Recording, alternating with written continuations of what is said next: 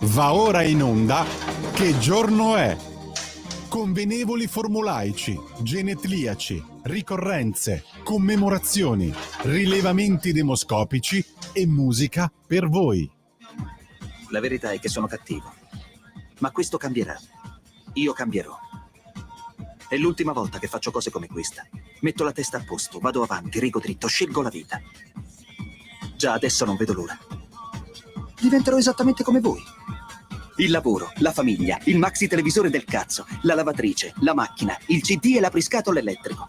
Buona salute, colesterolo basso, polizza vita, mutuo, prima casa, moda casual, valigie, salotto di 3 pezzi, fai da te, telequiz, schifezze nella pancia, figli, a spasso del parco, orario d'ufficio, bravo a golf, l'auto lavata, tanti maglioni, Natale in famiglia, pensione privata, esenzione fiscale, tirando avanti, lontano dai guai, in attesa del giorno in cui morirai.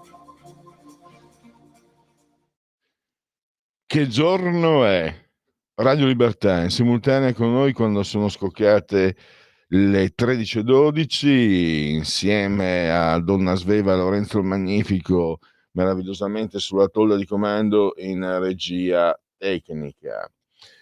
Convenevoli formulaici. Allora, l'abbraccio forte alla signora Carmela, alla signora Adriana Angel e alla signora Clotilde. Loro ci seguono, ma ci seguiscono anche dal digitale televisivo terrestre, il canale 252, perché questa è una radiovisione, chi si abbona a Radio Libertà campa oltre 100 anni, meditate gente, meditate. E poi abbiamo il sito radiolibertà.net, abbiamo l'applicazione iOS e Android che davvero permettono a chiunque di ascoltarci ovunque. Poi il profilo Facebook dove ogni giorno trovate le mie sinossi, le sinossi delle mie interviste a beneficio delle donne e degli uomini di buona volontà. Twitch, social di ultima generazione. Alex, accendi Radio Libertà, passaparola, ve ne saremo riconoscenti. Qualche volta anche su YouTube a singhiozzo, perché sapete ti bloccano, non ti bloccano, eccetera. E infine, importantissimo, la Radio DAB. Dunque, siamo in 3 sospesi a 137,6 metri sopra il livello del mare. Commissione interna ha stabilito che la temperatura interna è di 24,2 gradi centigradi sopra lo zero, 10,2 invece esterni, 74% l'umidità, la pressione è 1019,4 millibar. E andiamo a parlare, a presentare oltre la pagina, quello che vi aspetta in oltre la pagina, che inizierà alle 14 perché il venerdì c'è una piccola contrazione, 2 ore invece di 2 ore e mezza, e quindi facciamo dalle 13 alle 14. Parleremo ancora degli aiuti all'Ucraina, a Kiev, con Anastasio Carrà. Ieri abbiamo sentito Alessandro Gigliovigna, hanno riassunto le posizioni della Lega, e vi ricordo la risoluzione presentata da Guido Crosetto che è stata approvata al Senato con 97 voti favorevoli, 26 contrari, 40 astenuti. E ieri Gigliovigna ha ricordato l'attività meritoria del volontariato, ha ricordato che l'Italia, il governo italiano, sono contro, si è raccomandato di non confondere i regimi con i popoli, perché personalmente anche mi è capitato di leggerlo, di vedere cose ignobili. I russi, ma siete matti? I russi sono europei. Dostoevsky, ma siete Tolstoi, chi non ha letto Tolstoi? Io, però Dostoevsky, tanta roba. E poi abbiamo Bulgakov. Come fai a non aver letto Bulgakov? E ancora Gogol, il cappotto e il naso, sono una raccolta di racconti bellissimi, e tanto altro. Quindi questo ha fatto benissimo secondo me. E oggi Anastasio Carrà lo sentiremo in diretta, lui nel discorso sempre a Montecitorio, perché dopo il Senato è passato, il Crosetto è passato al Parlamento, a Montecitorio, e si è raccomandato che venga un po' controllato quello che arriva a Kiev, perché ci sono insomma situazioni in cui quello che dovrebbe essere adoperato per fini comunque virtuosi, la salvaguardia il sostentamento delle popolazioni invase dalla Russia, anche se qualcuno di voi dice non è un'invasione, vabbè, tanto ci siamo capiti. Ecco, stare attenti che non ci sia, insomma, dove c'è il miele ci sono anche tanti mosconi. Ho detto miele. Linee aperte anche oggi, sempre fino alle 14:02 92 94 7222, ripeto 02 92 94 7222, 7222. E poi il numero di WhatsApp sempre a vostra disposizione, il servizio WhatsApp 340 670 9659. E quindi abbiamo no, non abbiamo finito i convenevoli no, la presentazione, perché poi oggi, come sempre, come tutti i venerdì, chiudiamo la settimana di Oltre la pagina con Parola di scrittore, la rubrica che si avvale dell'imprescindibile collaborazione di Patrizia Gallini. Oggi avremo Sandro Nigro e parleremo di cani. Rifiorire con due bassotti. Ecos edizione, 17 euro, 134 pagine. Acquistando questo libro aiuterete anche l'associazione Cuor di Pelo Rescue Bassotti, che è di qua con Corezzo in Brianza, che raccoglie, aiuta. Se andate online vedete tante belle immagini anche di questi cagnolini che sono deliziosi. Tra l'altro nigro e giovane, non lo so, non era nato sicuramente. Nel 74 la mascotte delle Olimpiadi di Monaco era il bassotto tedesco, mi sembra, fosse specificato come il pastore tedesco. Il pastore tedesco, che se vi ricordate era il titolo della prima pagina, il titolo d'apertura del manifesto, quando Ratzinger divenne papa, fu nominato papa, il pastore tedesco. Alcuni vi videro segni di blasfemia. Devo dire che era il 2005, 20 anni fa. Radio Padania fu forse tra le prime emittenti a dare la notizia, per caso, per puro caso. All'epoca avevamo il servizio ANSA, quello a pagamento, per errore, cioè per sbaglio, perché le trasmissioni erano chiuse, eccetera, stavamo chiudendo. Mi cade l'occhio, un colpo di fortuna, ANSA, devo dire, era la morte di Giovanni Paolo II, di Papa Wojtyla, la morte, la scomparsa. Quella fu la prima, fummo i primi a dare, tra i primissimi. E allora mi ricordo, c'era anche Giulio Cainarca, insieme siamo andati in diretta a dare quella notizia. Poi successivamente fu nominato Ratzinger e poi appunto questo titolo, che non so come mai, perché parlavo di bassotti, di pastori tedeschi. Vedete con le parole come si possono veramente combinare associazioni infinite e illimitate, e da cui questa è una facoltà che è propria dell'essere umano, attraverso le associazioni arrivare a formulare dei pensieri astratti più o meno complessi che ci permettono di spiegare meglio quello che vogliamo dire, e perdendo sempre di più l'analfabetismo funzionale o l'analfabetismo di ritorno, la conoscenza dei termini italiani, delle parole italiane, perdiamo la possibilità di esprimerci, di farci capire. Quindi la Babele, da cui il latino.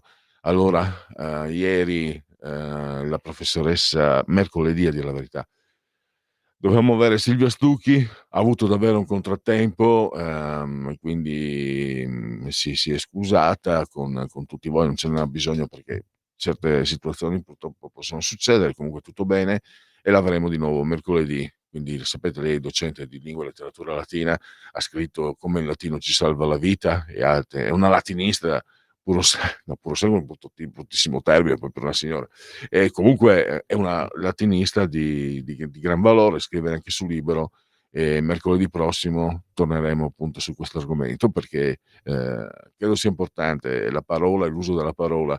Poi lo diceva anche Pasolini, un uso consapevole della lingua rende più cioè aiuta il sistema democratico, perché rende i cittadini più consapevoli. La base, il fondamento della democrazia è la consapevolezza dei cittadini. Infatti l'informazione è considerata importante, perché se l'informazione manipola i cittadini, manipola la democrazia.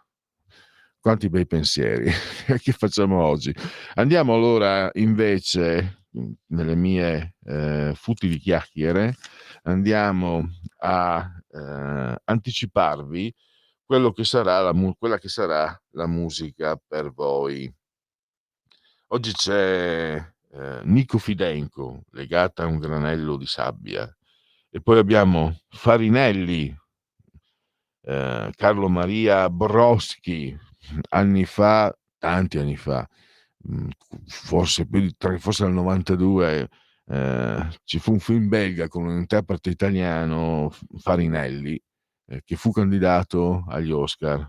Ho visto che, come si chiama, Vermiglio, un film italiano, che se lo fanno, vedete come funziona da anni così. In Italia con i soldi nostri si fanno i film, se li guardano loro, se li proiettano nei loro festival, nei loro cinemini, eccetera, poi si fanno le recensioni, quindi se ne parla bene, poi lo vendono alla Rai con i soldi nostri, sempre comprati con i soldi nostri, e quindi poi il tantam ti fa credere che sia un capolavoro. No, Vermiglio non è stato preso in considerazione, neanche per idea. Invece anni fa un film di Sorrentino entrò nella cinquina, poi non vinse, ma quando fa un film sorrentino si mettono sull'attenti.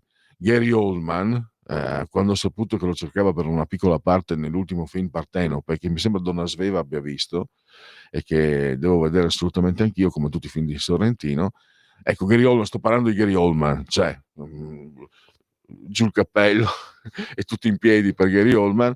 In un'intervista spiega che come lui proprio abbia fatto di tutto quando ha saputo che Sorrentino lo voleva per una piccolissima parte, tra la parte di uno scrittore alcolizzato e gay, quindi lui ha fatto di tutto per esserci, e quindi, perché il Sorrentino è un maestro. Quelli che invece ci dicono, tipo i Virzì, non se li fila nessuno, ma abbiamo visto anche il Nanni Moretti alla fine, un po' in Francia, però in Italia è un maestro, un venerato maestro. Fuori dai confini è un trombone. Una volta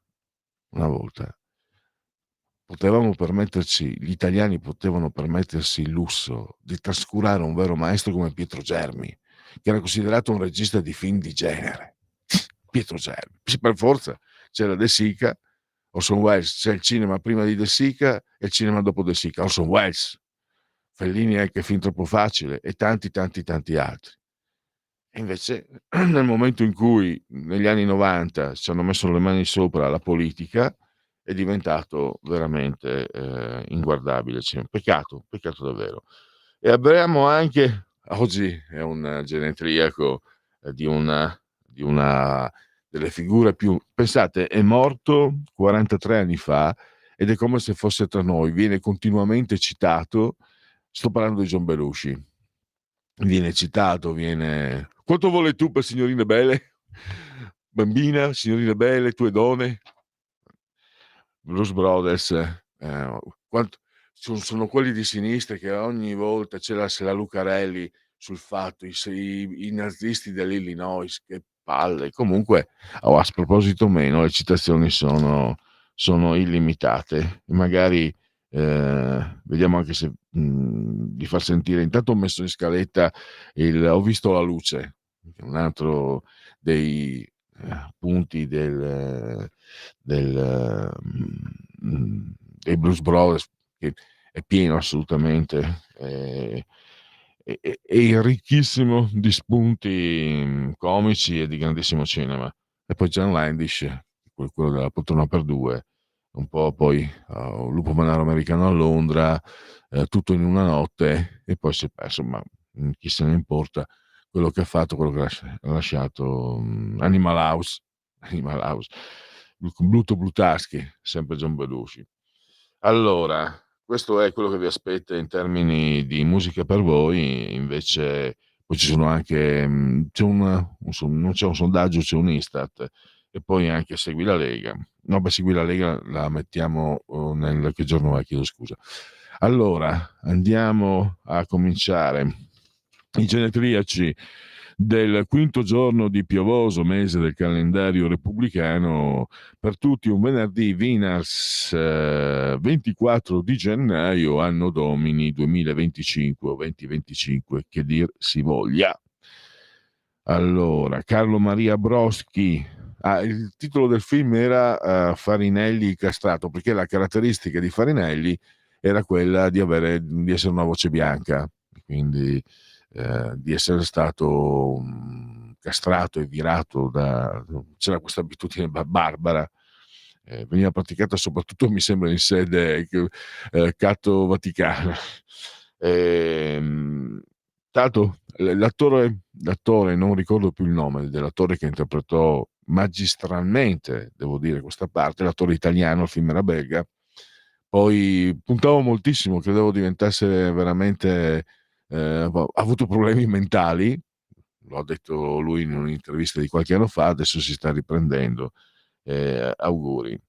Adriano, l'imperatore Adriano, che allora, stavo pensando, quando si dice il sangue italiano e si dice che gli omosessuali sono diversi, Adriano, più imperatore romano, è sangue italiano ed era gay, anche se l'omosessualità al tempo di Greci, anche dei Romani, diciamo, confina con la pederastia, non che non sia omosessualità, anche quella, anzi che peggio, però c'è un atteggiamento culturale, c'è un quadro culturale diverso rispetto ai tempi contemporanei. Disse Adriano: avere ragione troppo presto significa avere torto. E poi, questa la racconto sempre da quando faccio i genetriaci, io disegno, mi arrangio una discreta attitudine, quando riuscirò a mettere sul foglio, a parte che adesso non ci riesco più purtroppo da un po' di mesi, ho dei problemi, ma quando riuscissi a mettere sul foglio l'espressione che vi dico adesso, vorrà dire che avrò raggiunto il mio obiettivo. L'espressione è quello della commessa di quella libreria quando nel lontano 1985 andai a chiedere inferiorità mentale della donna. Tra l'altro è uscito per l'Einaudi, era un libello molto breve, un trattatello di questo Möbius, siamo nel XIX secolo, lui era un medico, uno scienziato, un neurologo e in questo trattatello spiegava perché le donne sono mentalmente inferiori. Perché non ce l'avevano, l'ho chiesto, non c'era, me l'ha ordinato, ha fatto una faccia, un'espressione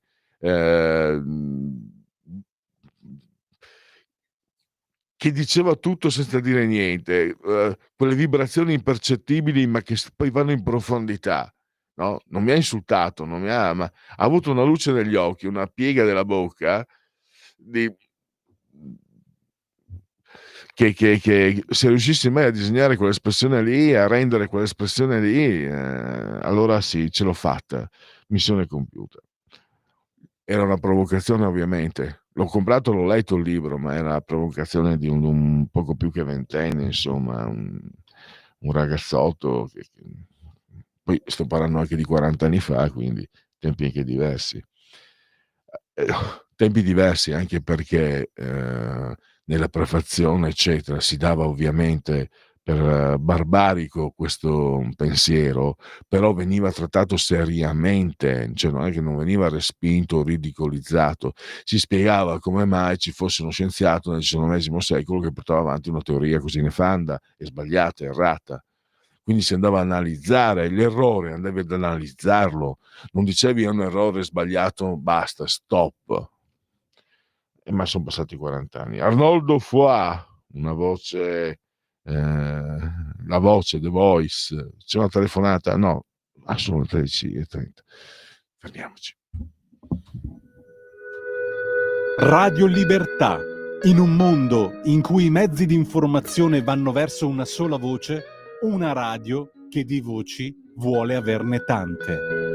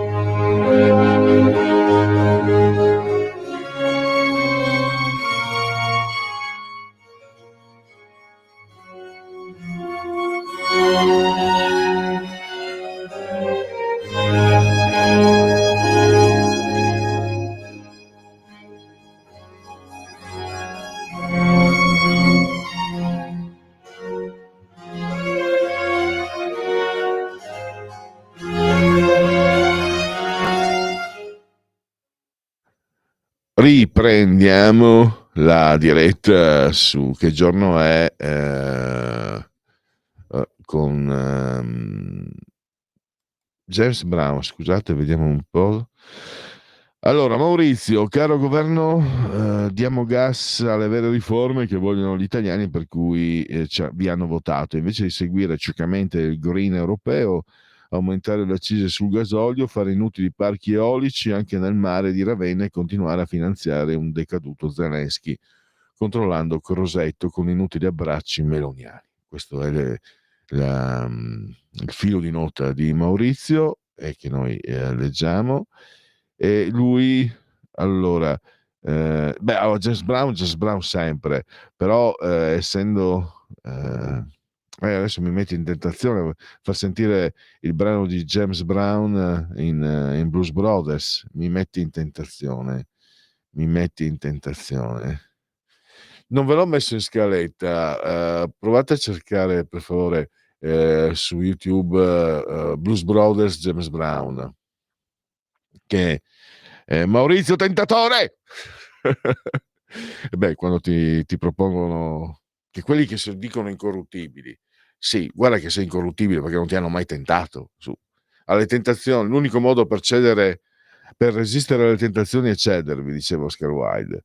Allora, qui abbiamo gli stati generali dell'economia, questo mi viene segnalato da credo Cesare, se non vedo male, non è firmato, no, da Cesare è firmato, Lo ringrazio, stati generali dell'economia 2025, questa sera alle 20:45 al Teatro San Carlo di Arona, e già lì non sbagli, vai ad Arona, sei a posto. Lì, eh, invece a Stresa, l'ho scoperto 2 o 3 anni fa, c'è un ristorante che è identico a quello dove i fratelli Blues, John Belushi e Dan Aykroyd, cercano di far tornare nella band quello che è il maître, di questo è diventato il maître, e si fermano a cenare, e lì c'è la scena indimenticabile: "Quanto vuole tu per 2 donne? Bambine, signorine belle". Una scena quando bevono e si bilanciano il cibo. C'è un ristorante identico. Invece il Teatro San Carlo, che dove l'ho visto, molto bello, e sarà molto interessante perché ci sarà Riccardo Molinari, che è il presidente dei parlamentari leghisti, Alberto Bagnai, che è responsabile economia, poi Gusmeroli, che è presidente della commissione ecco, scusate, attività produttive, poi Antonio Gozzi, che è presidente di Federicaccia ed è anche, fa parte del consiglio di Confindustria, Marco Granelli, presidente di Confartigianato, Angelo Miglietta, che è ordinario di economia allo IUL di Milano, pro rettore vicario, e poi Giancarlo Giorgetti. Quindi abbiamo Modena Sara Garino, che è stata per anni una voce di Radio Padania, Radio RPL. Quindi 20:45, Teatro San Carlo di Arona, Stati Generali dell'Economia. E quindi grazie a Cesare per questa segnalazione che a me era sfuggita, era colpevolmente sfuggita. E adesso proseguiamo. Allora, ringraziando soprattutto il grande sindaco e deputato Alberto Gusmeroli, invitiamo tutti all'interessante convegno formativo Lega Salvini Premier Piemonte, Stati Generali dell'Economia, di venerdì ad Arona, Novara, al quale Novara o Verbania? Forse Novara, al quale parteciperanno i nostri Giancarlo Giorgetti, Riccardo Molinari e Alberto Bagnai. Cesare, che da quello che ho capito quindi è di Arona, beato lui. E complimenti e congratulazioni a tutti gli aronesi o aroniani, non ha importanza. Andiamo avanti, sempre le linee aperte, il WhatsApp appunto li sto già leggendo. Ero rimasto fermo. Arnoldo Foà, devo dire, simpatico, voce meravigliosa, ottimo attore, però anche lui aveva fatto un po', lui è di sinistra, è morto a 98 anni, e quando vinse le elezioni Berlusconi, devo dire, mi sembra che lui andò effettivamente a vivere in un'isola, non so dove, fuori, poi però dopo la fine è ritornato in Italia. Ernesto Borgnino, in arte Ernst Borgnine, che era di origine piemontese come il Papa, che ha vinto anche un Oscar, è stato un attore molto popolare, e so che era venuto anni fa, un bel po' di anni fa, proprio lui era legatissimo, era tornato in Italia, aveva voluto visitare i luoghi di origine della sua famiglia. E poi abbiamo Michel Serrault, grandissimo attore, divenne molto popolare nella parte di Alben, il vizietto con Ugo Tognazzi. Ne sono stati fatti 3, mi sembra, di vizietto.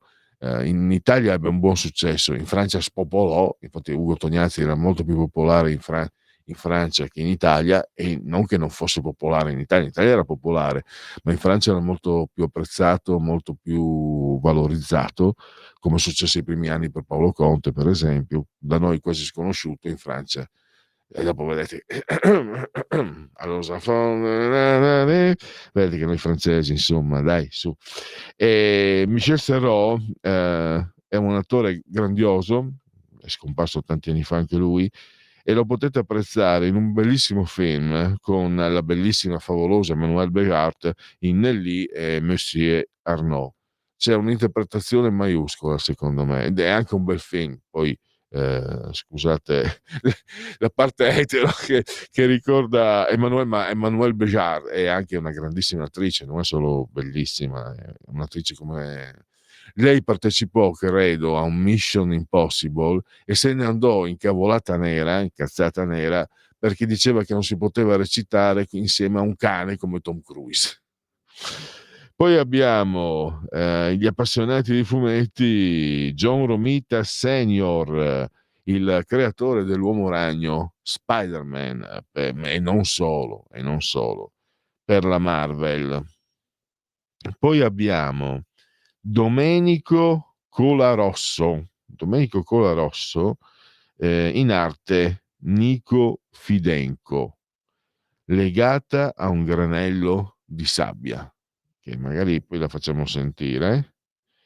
E poi abbiamo anche questo è una specie di coincidenza junghiana, non proprio una sincronicità. Oggi il genetriaco sia di Sharon Tate che di Nastasia Kinski. Entrambe sono state compagne di Roman Polanski. Roman Polanski, regista immenso, grandissimo regista, poi sapete lui ha sodomizzato dopo averla drogata una ragazza di 13-14 anni, per anni a sinistra lo hanno difeso, poi quando è diciamo in fase pre-Me Too hanno cominciato a boicottarlo. Devo dire che la ragazza che ha subito la violenza lo aveva perdonato, diventata donna adulta, perché stiamo parlando di oltre 50 anni fa. E Sharon Tate che venne barbaramente uccisa da Satana Manson, quindi fece molto scalpore. Era un'attrice diciamo in grande ascesa, coppia innamoratissima tra l'altro, così dicono le cronache. La stessa Kinski è stata la fidanzata, diciamo così, di Roman Polanski, attrice bellissima, brava, figlia d'arte, figlia di Klaus Kinski, ha detto, riferendosi a Roman Polanski, come regista era 10 volte meglio che come amante. Cattiva questa. Poi torniamo in Francia, dopo Michel Serrault, un altro grande attore francese, Daniel Auteuil. Se vi capita, è un poliziottesco, si direbbero un polar, diciamo noi francesi, poliziottesco, dite voi italiani, 36 Quai des Orfèvres. C'è anche credo un Depardieu che fa la parte di un malvagio immenso, è un gran bel film. Poi allora è un film di genere, ma non è il mio genere preferito, ma è un film talmente fatto bene, talmente riuscito, con interpretazioni magistrali, che secondo me merita di essere visto. Poi ne ha fatti tanti altri Daniel Tail, quindi tra l'altro Daniel Tail, questo sì che è una sincronicità junghiana, che se non ricordo male è stato per 10 anni fidanzato con Manuel Beat. Pensa un po'. Allora, poi abbiamo, parlavo di disegno prima, uno dei più talentuosi disegnatori italiani in circolazione, credo sia, non so se lui fa parte della scuola dei Salernitani, non vorrei sbagliarmi, sto parlando di Luigi Siniscalchi, che tra gli altri ha disegna credo tuttora Dylan Dog. Poi qui abbiamo non figlia d'arte, ma nel cognome del padre, Benedetta Tobagi, che francamente ha vinto recentemente con un premio letterario, è stata alla sinistra dei salotti quando suo padre era un importante giornalista del Corriere della Sera, e stava svolgendo delle indagini, delle inchieste, però indagini, era un giornalista, non un poliziotto, comunque delle inchieste sul brigatismo rosso, che lo uccise, venne ucciso dalle BR, e quando venne ucciso si dice che molti del Corriere della Sera festeggiassero, così come avevano festeggiato quando venne gambizzato Indro Montanelli. E alla fine, come è successo anche con il figlio di Calabresi, c'è qualcosa di perfido, di luciferino in questo meccanismo. Vedere nella stessa pagina su Repubblica per anni è anche diventato direttore il figlio di Calabresi, il commissario ucciso, e Sofri, il mandante dell'uccisione del padre, vederlo nella stessa pagina, solo una mente luciferina come Eugenio Scalfari secondo me poteva arrivare a tanto. È una cosa, io mi ricordo che la dissi tanti anni fa in diretta, e avevo avuto paura di averla, come dire, di aver sconfinato. Poi anni dopo un autorevole commentatore ha riportato, e adesso poi Travaglio lo dice una volta alla settimana. Quella volta avevo anticipato, ma non per polemica politica, una questione umana. Chi ha ucciso tuo padre, e sei sulla stessa pagina. Io sono un po' antica, anche sono un campagnolo, sono un provinciale, quindi questa associazione mi disorienta, mi destabilizza anche, ma sicuramente non lo so se mi destabilizza, ma mi disorienta. Benedetta Tobagi ha seguito più o meno lo stesso percorso, tant'è che nel 2012 Veltroni la impose nel CDA della RAI. Dunque nel 2012, quando aveva 35 anni, nessuna esperienza, zero esperienza, non si capisce a quale titolo rappresentava la sinistra in CDA RAI. Vabbè. Poi questa ondata giovanile, questa tendenza giovanilistica del PD di Walter Veltroni, Marianna Madia e altri, insomma, poi alla fine non è, a parte che è arrivato subito Renzi e li ha spazzati via tutti, poi alla fine non ha prodotto, mi sembra, perché poi se Elish Lane mi sembra più un prodotto di risulta che un punto d'arrivo, che un traguardo di quel tipo di meccanismo interno ai DS.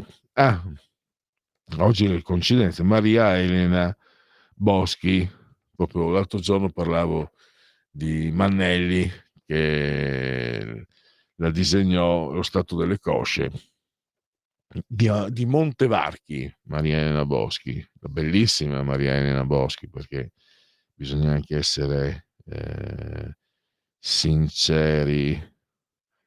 E adesso un intervallo prima di andare ai sondaggetti, ai rilevamenti demoscopici, e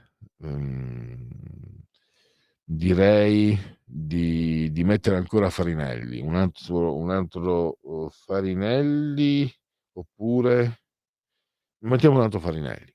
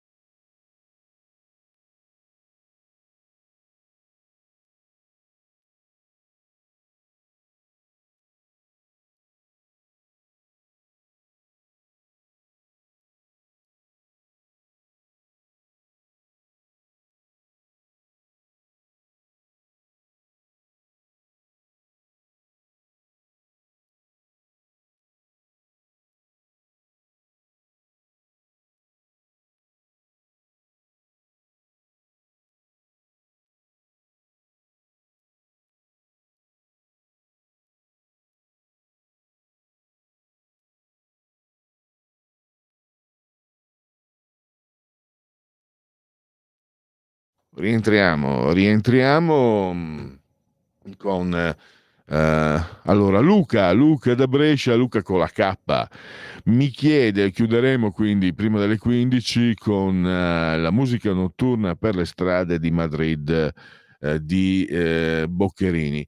Allora, non sono così colto, Luca. Tu sei, complimenti, congratulazioni. Ma sai che mi sembra di conoscere? Comunque la mettiamo, io mi fido ciecamente di te, vedo che c'è una grande consonanza di gusti musicali, ma credo di conoscere se quella che dico io è bellissima, è davvero bellissima. Ma la conosco casualmente, mi piace la cosiddetta musica classica, ma sono un onnivoro, sono è una citazione metacinematografica, in musica sono una puttanella. È una citazione metacinematografica perché Susan Sarandon, quando recitò insieme a David Bowie in The Hungry, che poi venne ignominiosamente intitolato in italiano Miriam si sveglia a mezzanotte, di Tony Scott, il fratello di Ridley, un film con Catherine Deneuve e David Bowie, un film per me seminale. Ci sono anche il gruppo i Bauhaus, si vedono alcune scene. Lei in un'intervista disse che io quando ho una relazione e quando sono impegnata non sono una puttanella, ha detto, però quella volta per David Bowie ho fatto un'eccezione. Quindi questo è ecco, in musica io invece proprio ne parlavamo anche con l'ascoltatore da Torino l'altro giorno, sono onnivoro, mi piace tutto quello che mi piace. Poi vado sempre a escludere la musica melodica italiana, la detesto, non la posso sopportare. Il Festival di Sanremo è una sciagura per me, da sempre, dal 71 che non guardo il Festival di Sanremo.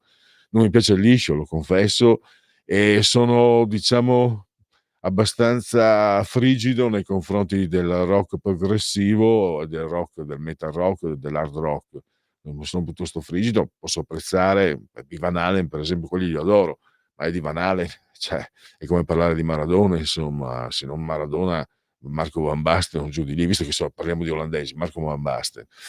E sono andato molto in là con le mie chiacchiere, con il mio chiacchiericcio, e dobbiamo rendervi conto di un rilevamento demoscopico, il sondaggetto. Questo riguarda differenze retributive per genere, generazione, livello di istruzione e tipo di contratto. Nel 2022 la retribuzione oraria media nelle unità economiche con almeno 10 dipendenti tra le donne è pari a 15,9 euro, 0,5 euro inferiore alla media calcolata su tutti i dipendenti, e tra gli uomini è pari a 16,8 euro, 0,4 euro. Il differenziale retributivo di genere è più marcato tra i laureati, 16,6, un valore circa triplo di quello medio, e tra i dirigenti, 30,8. I giovani under 30 guadagnano il 36,4% in meno rispetto agli over 50, 38,5 tra gli uomini, 33,3 tra le donne. I lavoratori con contratto a tempo determinato percepiscono il 24,6% in meno di chi ha un contratto a tempo indeterminato. Questo degli over 50 che prendono più soldi degli under 30 non è che sia, cioè adesso qua magari si vuole arrivare al salario minimo. Guardate che quando ero giovane io, anche mio padre, che dopo 20-30 anni che lavorava, aveva uno stipendio molto più alto del mio. Si chiama anzianità, scatti di anzianità si chiamano. Poi se volete togliere anche quelli, se volete che anche chi ha più di 50 anni, 20-30 anni di esperienza alle spalle prenda meno soldi o gli stessi soldi di un giovane che ha appena iniziato, va bene. E diciamolo, se volete farci morire di fame, ditelo, non prendete le periferiche e le tangenziali. Livelli retributivi medi particolarmente elevati caratterizzano il settore dell'attività finanziaria e assicurativa, 25,9 euro l'ora, mentre i più bassi si registrano in quello dei servizi di alloggio e di ristorazione, 10,9 euro l'ora. Tra i lavoratori dipendenti, il 10% che guadagna di meno viene retribuito al massimo con 8,8 euro l'ora, mentre il 10% che guadagna di più supera i 26,6 euro. Complimenti a loro. Pausa, riprendiamo poi con che giorno è, scusate, oltre la pagina, e con con il parlamentare Anastasio Carrà.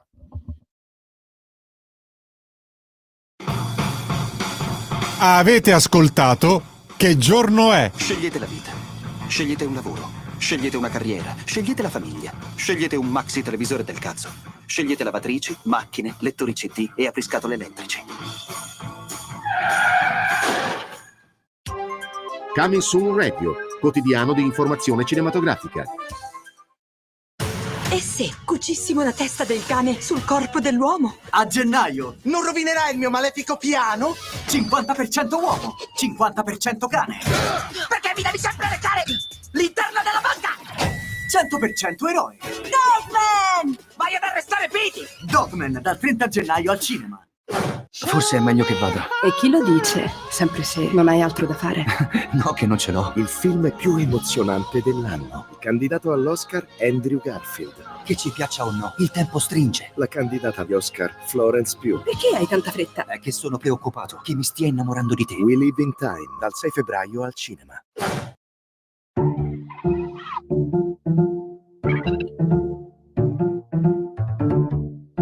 Va ora in onda Oltre la pagina.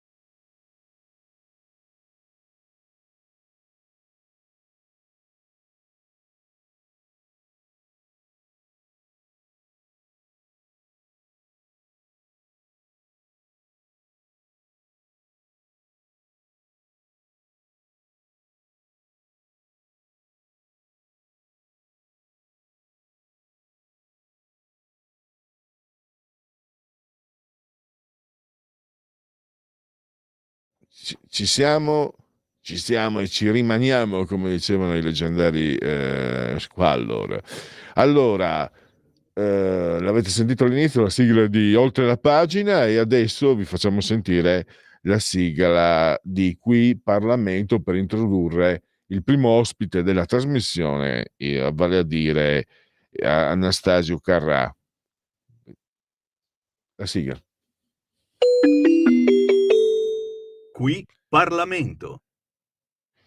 Allora, vi ho detto Anastasio Carrà, che rappresenta la Lega in Commissione Difesa a Montecitorio, e con lui torniamo sull'argomento che interessa a tutti noi, è davvero di prima importanza nelle cronache e nella politica, vale a dire gli aiuti all'Ucraina. Intanto fatemi dare il benvenuto e grazie per essere ai nostri microfoni ad Anastasio Carrà. Buongiorno a lei e a tutti i radioascoltatori e grazie per l'opportunità. Grazie a lei per la disponibilità. Allora, riprendiamo quelli che sono i distinguo. La Lega ha votato a favore, sostiene, però ci sono dei distinguo. Io volevo riprendere quello che lei ha detto a Montecitorio l'altro giorno. Tra le cose che ha detto, volevo partire dal punto in cui lei raccomanda che ci sia la massima trasparenza, che gli aiuti che facciamo arrivare all'Ucraina siano destinati veramente, arrivino veramente a chi sono destinati, che non ci siano, mi sembra di capire, deviazioni un po' poco chiare. Volevo partire da lì, poi naturalmente anche la situazione degli aiuti all'Ucraina nel quadro complessivo. Prego. No, guardi, su questo l'ho ribadito, c'è il massimo impegno da parte del governo e da parte di tutti, con un'attenta e oculata vigilanza, affinché i grandi sacrifici fatti da noi tutti, possano raggiungere l'obiettivo, che è quello di aiutare il popolo ucraino. Quindi, perché oggi noi discutiamo questo tema che è di una straordinaria importanza, perché vorrei far capire che non è un'importanza solo per il nostro paese, ma anche per il futuro di quello che è la stabilità e la sicurezza dell'Europa. Quindi anche attraverso questi controlli, questa attenta vigilanza, si possa giungere a questo, perché vede, quando mercoledì il ministro Crosetto ha comunicato al Parlamento la decisione del governo, e cioè di chiedere un'ulteriore proroga di un anno dell'autorizzazione a fornire quelli che sono gli aiuti all'Ucraina, gli aiuti militari di cui ha bisogno per resistere a questa aggressione, un'aggressione che ormai, vorrei far notare, purtroppo con tristezza dura da circa 3 anni, perché è iniziata il 24 febbraio del 2022. A tal proposito ci tenevo pure a evidenziare un passaggio che bene ha fatto il ministro Crosetto a citarlo, cioè che dopo l'approvazione del Senato, al Senato ci sono stati alcuni organi di stampa dicendo che noi stavamo approvando l'11° pacchetto al Parlamento. Ecco, anche per questo bisogna fare chiarezza e noi siamo molto attenti. Noi non abbiamo approvato nessun 11° pacchetto da inviare come aiuto all'Ucraina, ma stiamo innanzitutto, l'auspicio di tutti, non è solo il mio, ma credo di tutta l'Italia, che questo 11° pacchetto, qualora ce ne fosse la necessità, non venga inviato, quindi vuol dire che si è giunta a una pace. Perché noi non stiamo facendo null'altro che proseguire quello che è stato un decreto approvato nel 2022 con un'altra maggioranza, e che assolutamente riteniamo giusto che ciò possa essere è stato già approvato. Perché guardi, ci sono stati negli ultimi mesi gli attacchi sono stati ancora intensificati, perché purtroppo io ricordo un numero che mi è rimasto impresso nella nel confronto che c'è stato in aula con il ministro Crosetto quando ha dato le comunicazioni. 12.300 civili sono stati uccisi, fra questi purtroppo uomini, donne e anche bambini. Quindi non possiamo avere delle indecisioni nel condannare queste brutali circostanze che si sono verificati. E a tal proposito ha detto bene all'inizio, quando ha detto che la Lega condanna senza se e senza ma queste aggressioni, perché la posizione non solo della Lega ma di tutto il governo è chiara, che è quella che si possa giungere attraverso un confronto direi diplomatico, a raggiungere un obiettivo che è quello di una pace giusta, ecco. Pardon, è andato per un attimo, mi è andato via l'audio. Sì.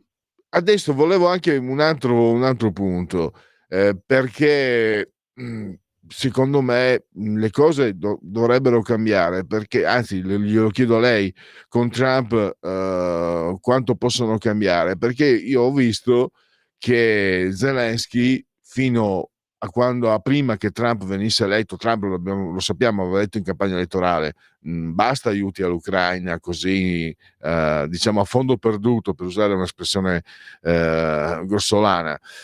Ecco, Zelensky fino a quel momento rifiutava ogni offerta di accordo, di tregua, eccetera, a partire da quella di Erdogan. Adesso, dopo l'elezione di Trump, si è detto disposto ad accettare quello che fino al giorno prima rifiutava. Ecco, volevo chiederle, onorevole Carrà, in questa ottica si può pensare davvero di accelerare i tempi e di portare a termine questo conflitto che non basta, cioè, tutte le guerre sono sbagliate, questa è quella più vicina a noi e quindi forse abbiamo ancora più sensibilità. Poi abbiamo le nostre famiglie hanno tante persone, tanti ucraini che lavorano, ci sono tanti ucraini in Italia. Tra l'altro siamo anche amici dei russi noi, perché il suo collega ieri, Giglio Vigna, diceva bisogna distinguere, no, tra i governi e i popoli. Quindi francamente davvero basta, come cittadino lo dico, prima ancora che come giornalista, e mi sembra che fin dall'inizio tutti abbiamo sperato che terminasse il cazzo, che non iniziasse nemmeno. Adesso forse le chiedo quante possibilità ci sono, visto l'arrivo di Trump. Prego.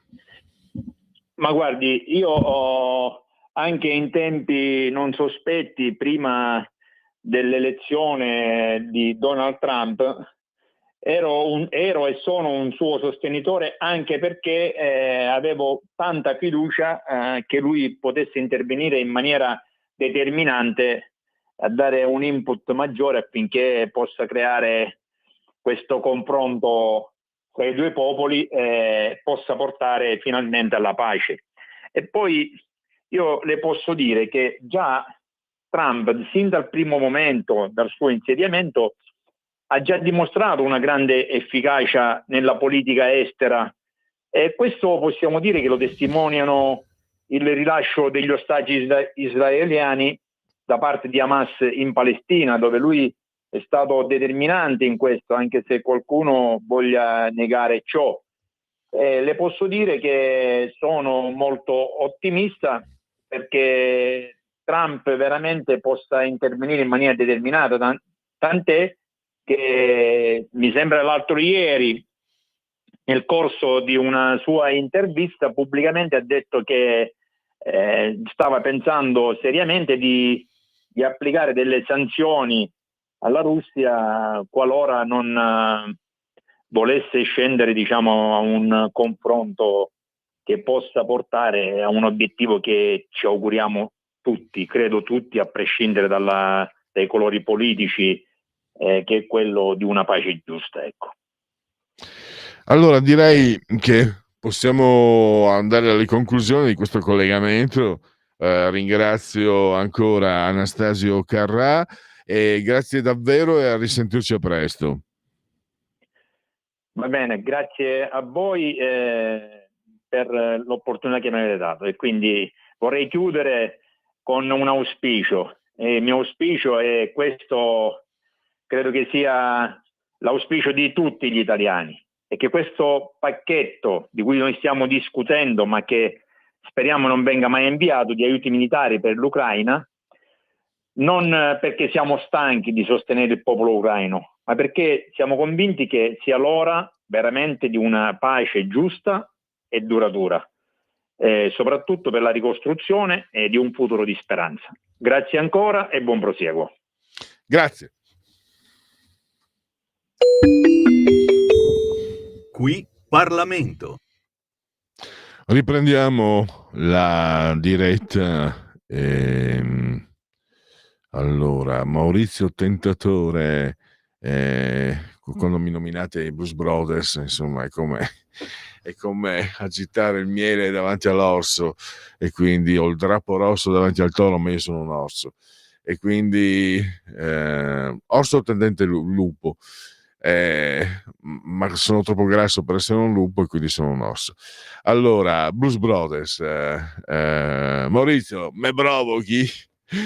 Allora, ascoltiamoli insieme, ancora un intervallo musicale, e poi andiamo a chiudere questo spazio con la rubrica sacrosanta Segui la Lega. Ma adesso Blues Brothers.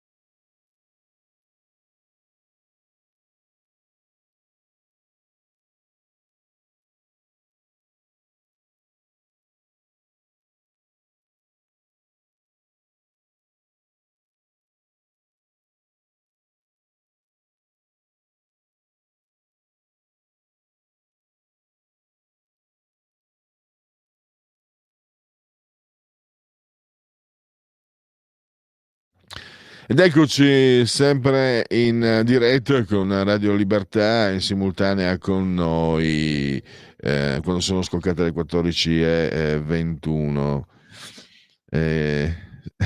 Beh sì, ho visto la luce, il divulgatore.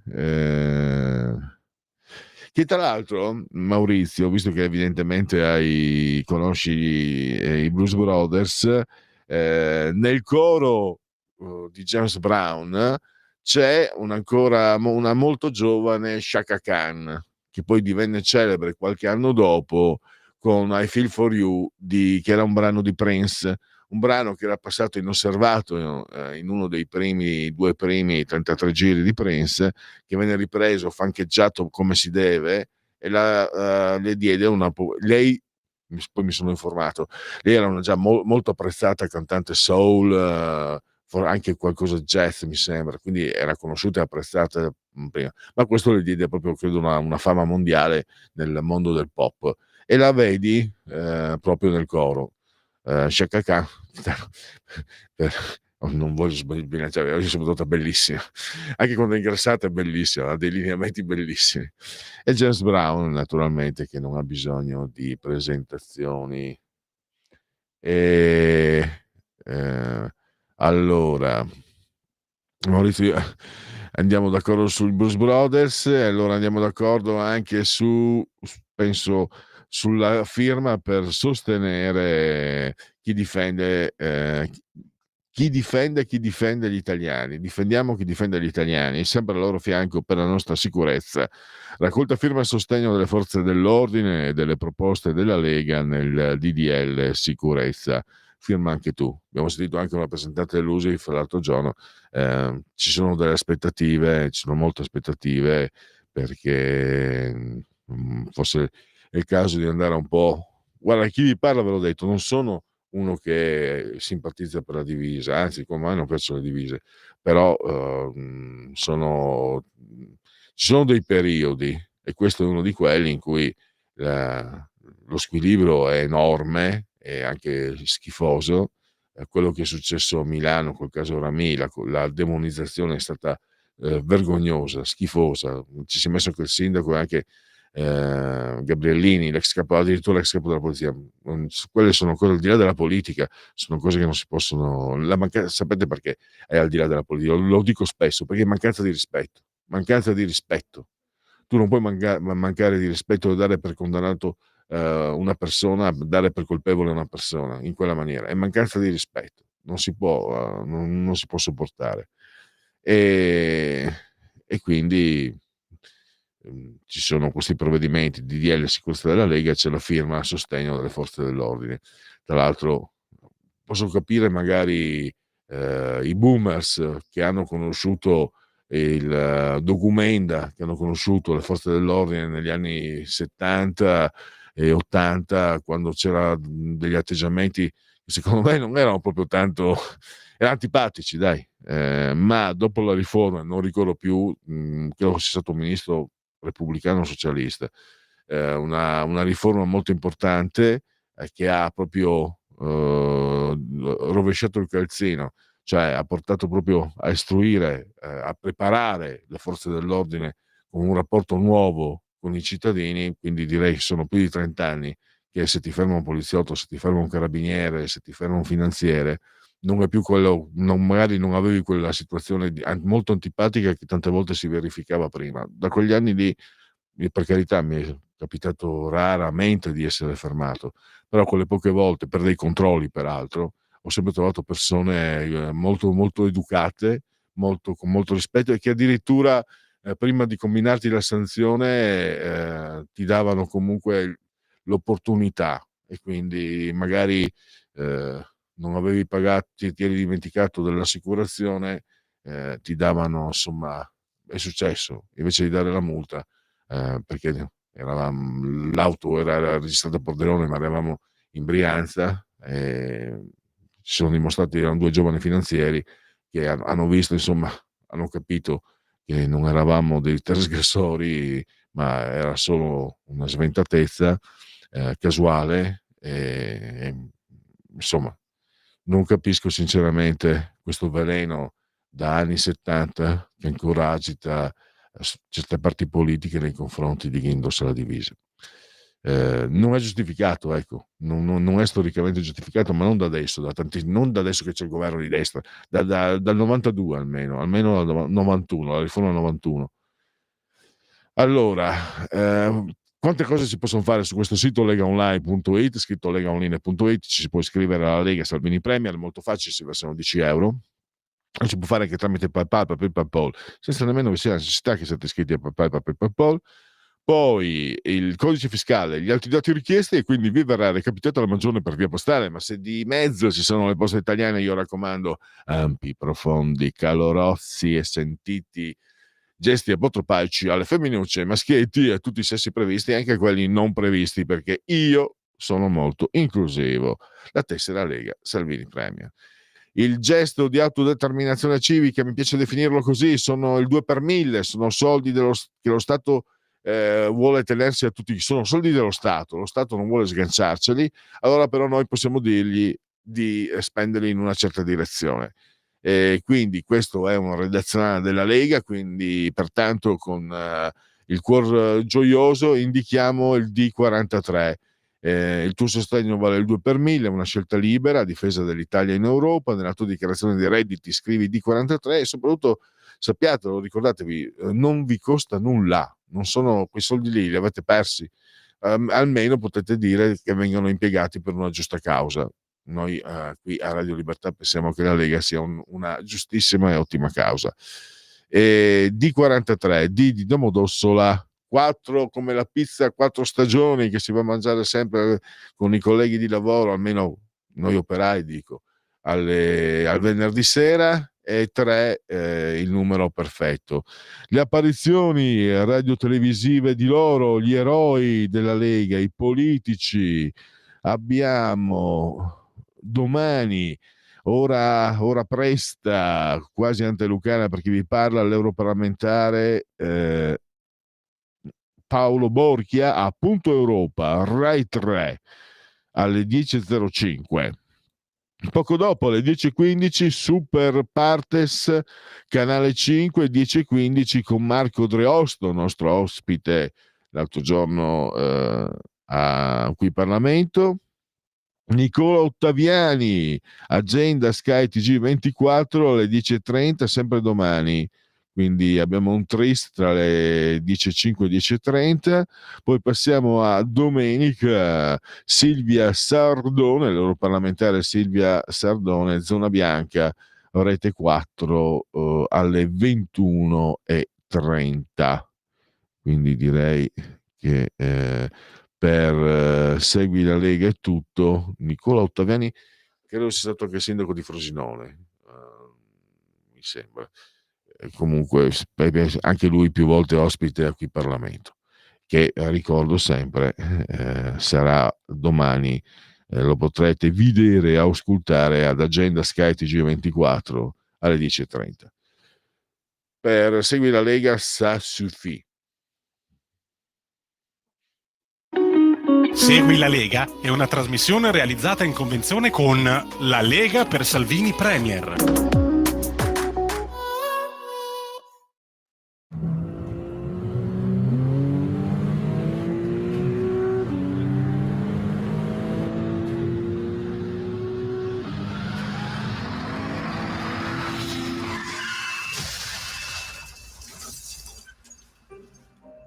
La velocità aumenta il rischio di incidente.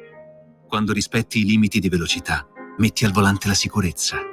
Resta sulla buona strada. Campagna del Ministero delle Infrastrutture e dei Trasporti.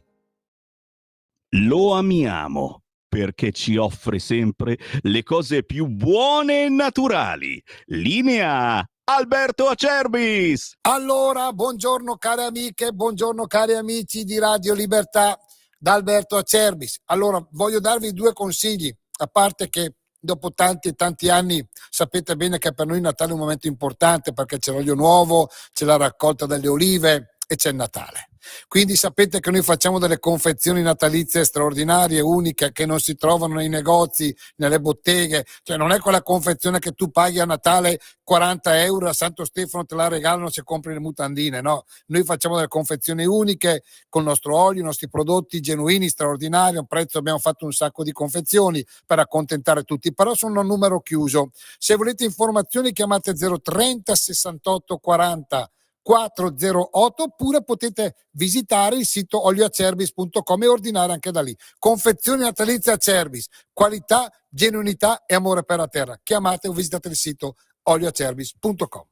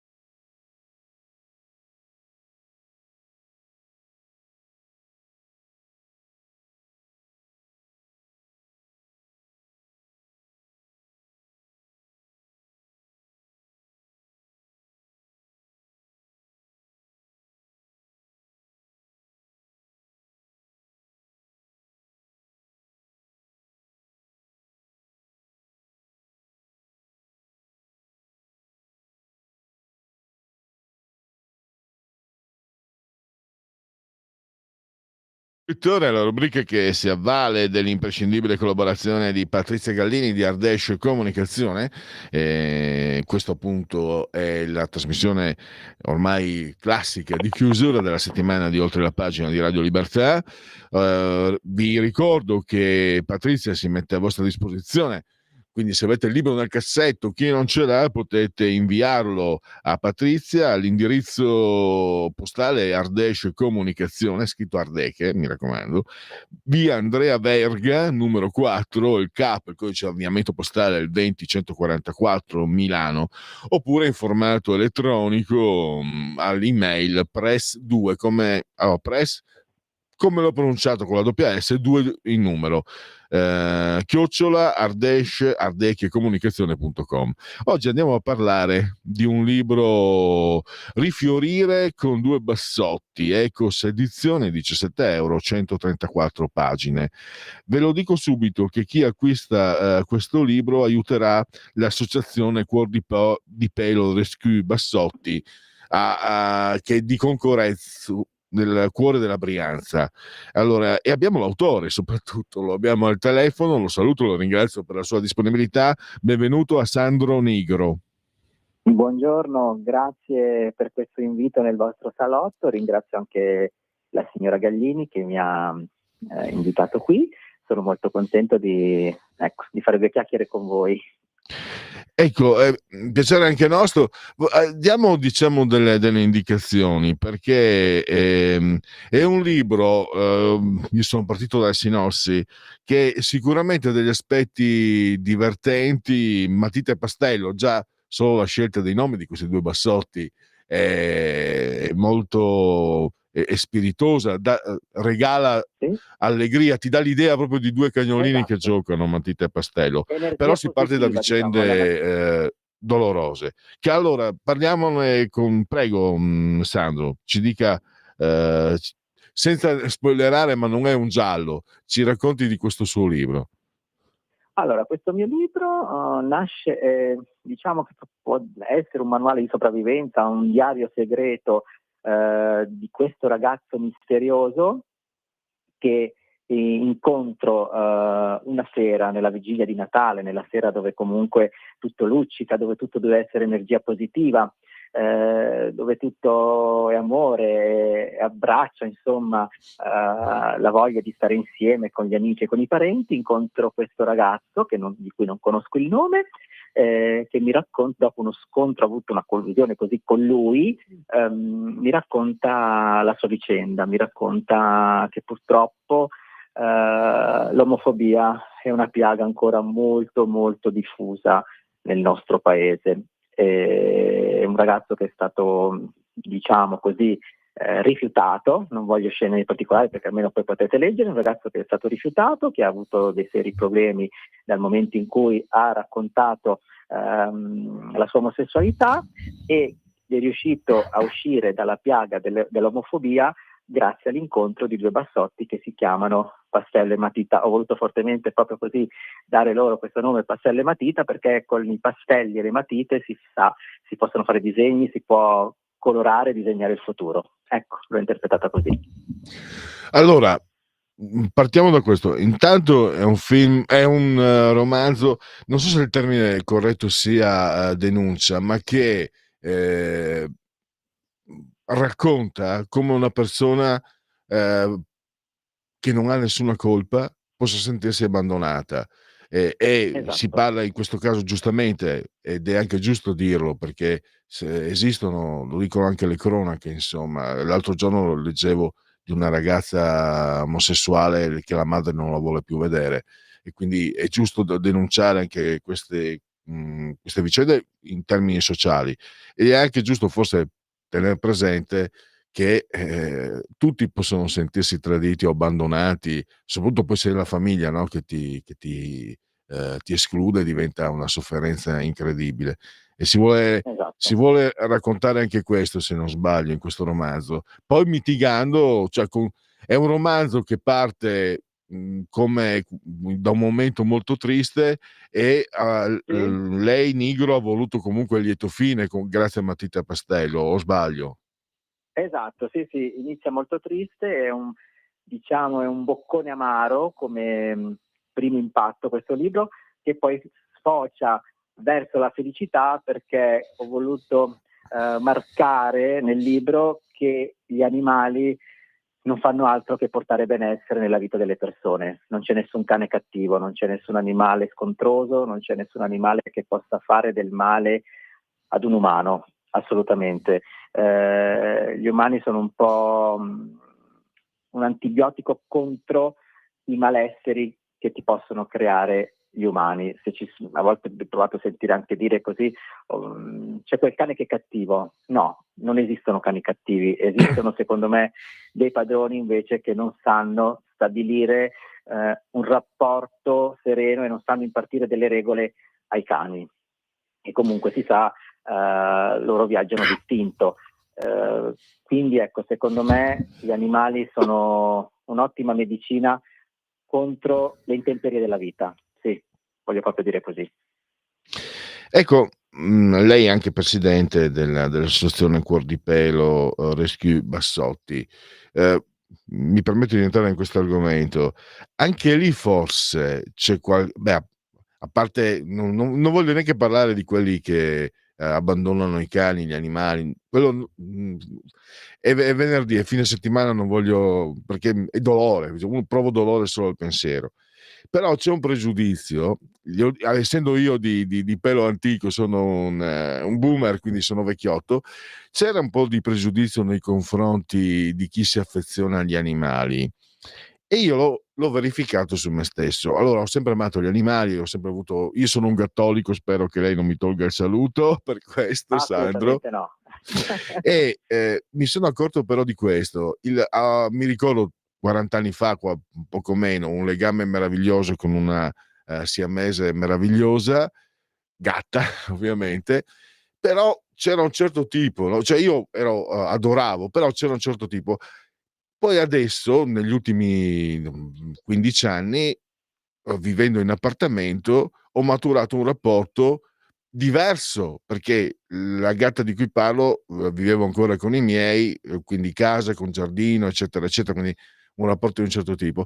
Allora stavo pensando, sto pasticciando addosso con le parole, che certi pregiudizi, cioè di chi dice no, ma tu non puoi antropizzare l'animale, tu non puoi vedere nell'animale, l'animale è sempre l'animale, eccetera, è perché non ci si rende conto che da almeno 20 se non 30 anni il rapporto con gli animali, con gli amici domestici, con gli animali domestici è cambiato, perché li portiamo in appartamento. Quando tu li porti in appartamento diventano parte integrante, e poi chi adora i cani, chi adora i gatti, chi adora cani e gatti sa benissimo come si sviluppa.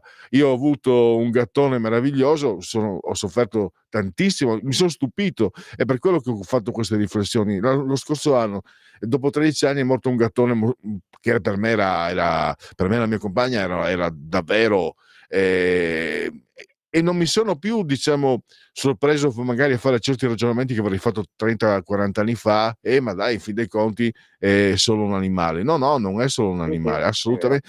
Non è primo, perché non lo è, e secondo, per tutto quello che ti ha dato e per tutto quello che avete vissuto, per tutto quello che abbiamo vissuto insieme con il gattone. E adesso ho 2 fratellini, una sorianina, un nerino, che sono la luce degli occhi. E tra l'altro la cosa bella è che io avevo paura, perché avevo paura che scusi se mi sfogo, ma se lei è un amante degli animali può capirmi, avevo paura che prendendo altri gatti in qualche modo tradissi la memoria del mio gattone. Invece a me certe volte sembra di vederlo loro i due gattini che giocano, ne combinano di tutte, mi sembra di vedere lui che li guarda un po' severo, un po' accigliato. Mi sembra di vederlo materialmente e fisicamente, quindi riescono a tenere ancora più vivo il ricordo del mio gattone. Ecco, volevo dire questo perché penso che mi piace pensare di aver detto qualcosa che può essere giusto, insomma, e di averlo detto a lei, che si dedica così tanto agli animali abbandonati, quelli che soffrono di più. Certo, no, condivido. Allora, io dico sempre che bisogna lasciargli fare al cane, in questo caso il cane, perché comunque tratto cani, ho cani anch'io, non ho ancora mai avuto il modo di accostarmi, di affiancarmi al mondo felino, anche perché Molly e Califfo, che sono poi i miei bassotti, sono la colonna portante di questa associazione, di questo progetto che è nato a maggio 2015.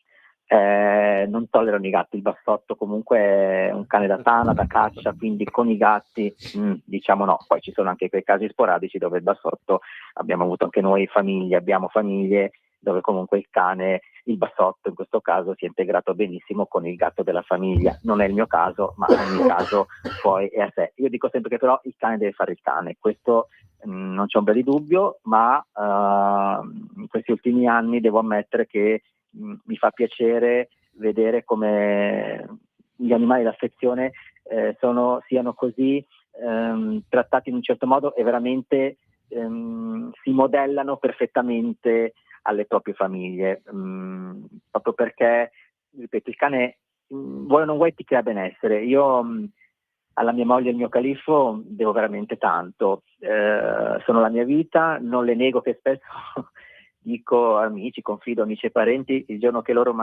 verranno a mancare non ho problemi a dire che avrò bisogno di un supporto psicologico, proprio perché ormai mi sono talmente affezionato, mi sono così incastrato tra loro che deve essere una perdita terribile. Magari a volte mi sono sentito dire ma non può essere paragonata alla morte di un altro umano. Io su questo non condivido, perché magari sono umani che non posso provare niente, non posso sentire niente, non mi può dare lo stesso dispiacere che mi può dare quando viene a mancare il mio cane. Ecco perché gli animali veramente ci dovrebbero insegnare tanto. Poi secondo me prendiamo poco da loro, il loro esempio spesso non lo mettiamo in atto, però devo ammettere che non c'è psicologo migliore di un animale, crea proprio benessere, come sappiamo tutti. Poi comunque alcuni cani vengono adibiti a fare pet therapy nelle strutture, nelle case famiglia, proprio perché insomma il cane è un punto di riferimento per varie patologie comunque anche mentali che si possono curare. Ecco, penso proprio così. E allora sottolineiamo anche che questo libro Rifiorire con due bassotti, oltre a narrare vicende molto profonde, umane, e il rapporto altrettanto profondo, ma in questo caso non vicende dolorose, ma vicende gioiose, quindi diventa utile anche immagino, anche per chi possiede, anzi, per chi non possiede è utile perché impara, e chi invece, a parte che possedere è un brutto termine, per chi convive, per chi ha un rapporto, perché io il mio gattone lo consideravo padrone di casa, cioè era lui il padrone di casa, non aveva nome perché i gatti secondo me non hanno nome, se ce l'hanno te lo rivelano loro, altrimenti chiamalo gatto. Ma dicevo, utile a chi non ha, a chi non convive, è utile anche a chi convive, perché già parlare con lei, Sandro, mi sono sfogato un po', chiedo scusa perché io devo intervistare sul libro, però ne ho voluto approfittare perché proprio sapendo che lei dedica anche così tanta passione dal 2015, sono 10 anni, quindi complimenti, perché non deve essere facile. E non deve essere facile.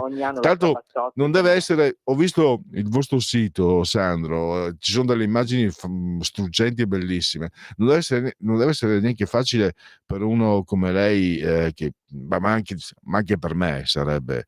Io sono un po' orso, ma poi di pasta buona. A confrontarsi con il dolore di questi animali che sono innocenti e sono vittime di una. A parte certe volte si ammalano, purtroppo sono le malattie, altre volte sono vittime. Pensate a un cane abbandonato, a un cucciolo abbandonato, pensate che disastro incredibile, e non deve essere facile quello che sta facendo perché lei. Poi loro hanno il loro modo di comunicare, noi non riusciamo, seppur si fanno anche capire, ma non sempre possiamo sapere emotivamente cosa stanno provando in quel momento. Quindi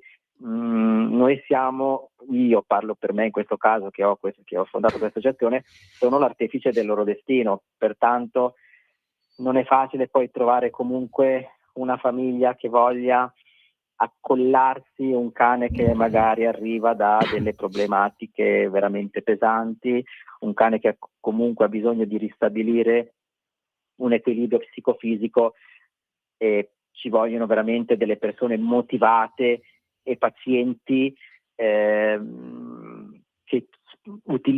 diano, che concedono, regalino del proprio tempo verso questi poveri animali indifesi che sono stati maltrattati, trattati male, cercare loro con diversi modi di spiegare che comunque lui è arrivato nella famiglia giusta non è facile, ci vuole tanto tempo e tanta pazienza. Io ammiro questi adottanti, queste persone che si avvicinano all'associazione, mi fa piacere quando veramente capiscono il nocciolo della questione di un'adozione. Succede anche che magari qualcuno arriva e ti chiede il cucciolo di bassotto, noi il cucciolo di bassotto non ce l'abbiamo, proprio perché poi non è la nostra missione sfornare cuccioli o mandare in adozione cuccioli, non ne abbiamo, anche perché, ripeto, sono tutti bassotti che arrivano da varie situazioni problematiche e io ne vado veramente lusingato nel poter constatare che ci sono queste persone che vogliono veramente mettersi in gioco, magari persone che anche loro a loro volta hanno sofferto, hanno avuto dei gravi problemi, ecco, condividono entrambi il loro dolore e diventano veramente una cosa sola, veramente bello. Io ho visto rinascere bassotti grazie a delle persone che li hanno adottati, così come ho rivisto rinascere delle persone grazie al bassotto che hanno adottato. Questa è la nostra soddisfazione, ecco. Il bassotto che lei è giovane, quindi non so se può saperlo, era la mascotte delle Olimpiadi di Monaco nel 1972. Sì, avevo letto, sì. Quindi tra l'altro questo da dove vengo, sono del cuor di Triveneto, tra Friuli e Veneto. Quando ero bambino, sto parlando degli anni 60, nelle case di campagna i contadini spesso avevano il bassotto perché è diventato un meraviglioso cane di compagnia, perché basta vederlo, insomma, però in realtà era un formidabile cacciatore di topi e nelle fattorie, nelle case era considerato pressoché indispensabile. Allora, i miei sono diventati dei gran cacciatori di salsicce adesso, li ho domesticati così. Però sì, nella loro indole cacciare, giusto così, nasce proprio l'epoca, nacque il bassotto come proprio cane da tana, da ricerca, di fiuto.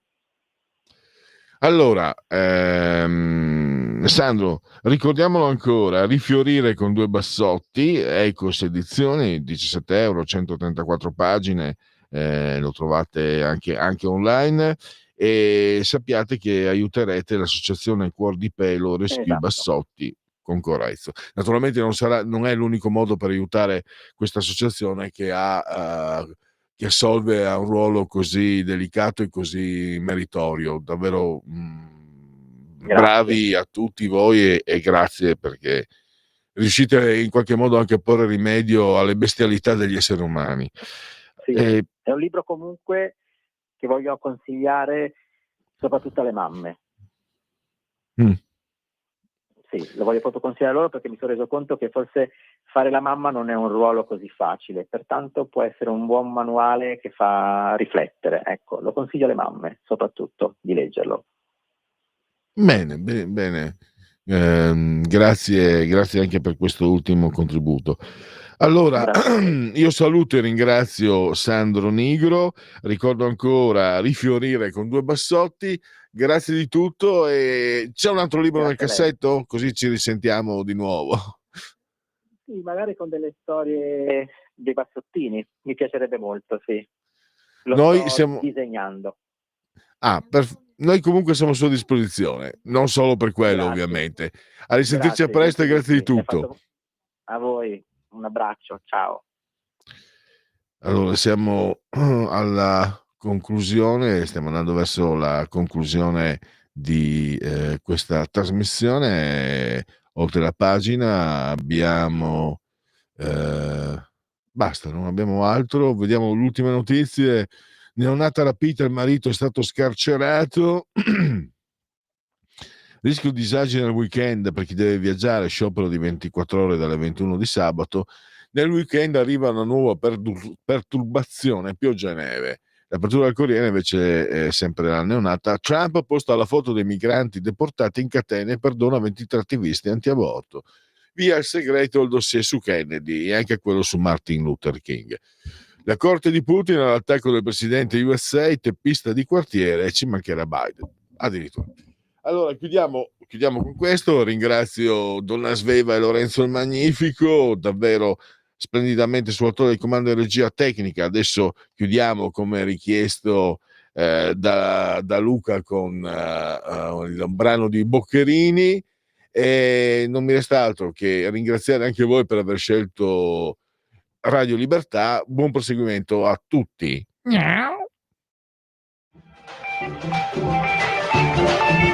Avete ascoltato Oltre la pagina.